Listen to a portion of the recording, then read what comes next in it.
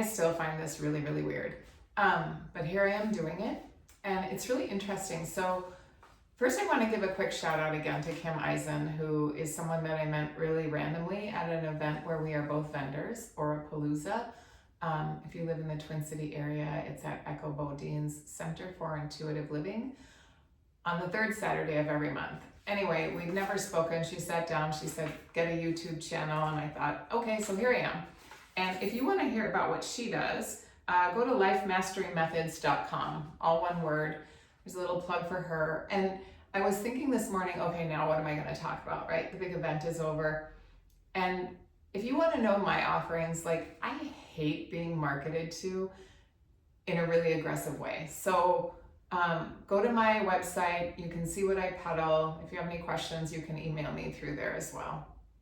But I looked at my favorite planets are really the inner planets. They move really quickly, and those for me are all about mood. So my most favorite is the moon. I'm a Cancer rising.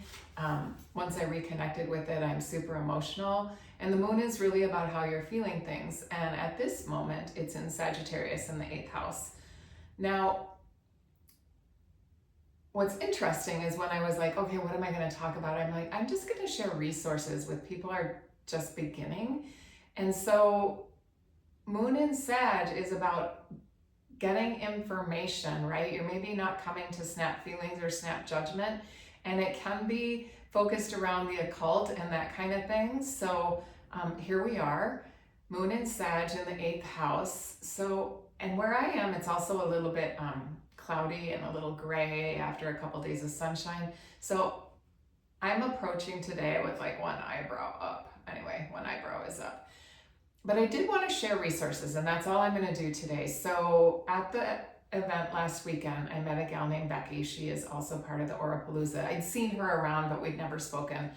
She sat down, I did a mini natal chart reading for her, and she does this podcast. It's called, I want to make sure I get these right, Come Get Woo Woo with Becky and Ro.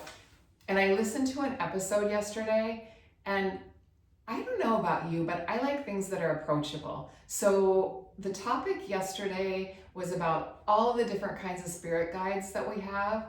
And it was just for the average person who's just learning, just starting to discover things.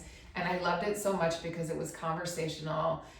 No one was flexing with, terminology and things like that. So I'm going to go back and listen to the other episodes that they have. I enjoyed it so much. So that is a really cool resource, because I suspect, just having listened to the one and having sat down with Becky, that the whole thing is just really approachable, and they have a bunch of really interesting topics.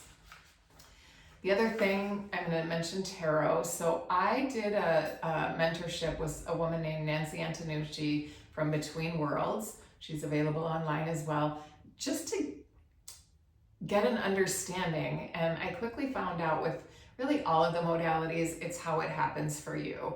But I got together with her quite a few times, just got comfortable, was able to ask her questions. So she's a great card reader. And then there's astrology. So I had a couple people this weekend ask me if I teach, and I do not. I don't have that kind of bandwidth.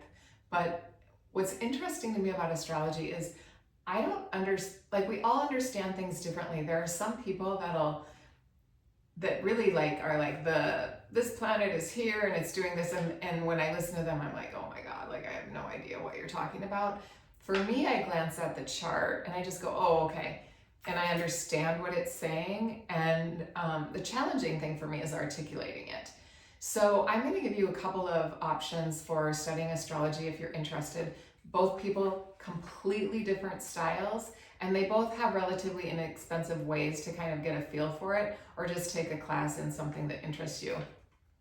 First person I studied with, and I completed her astrology school, is Deb Silverman.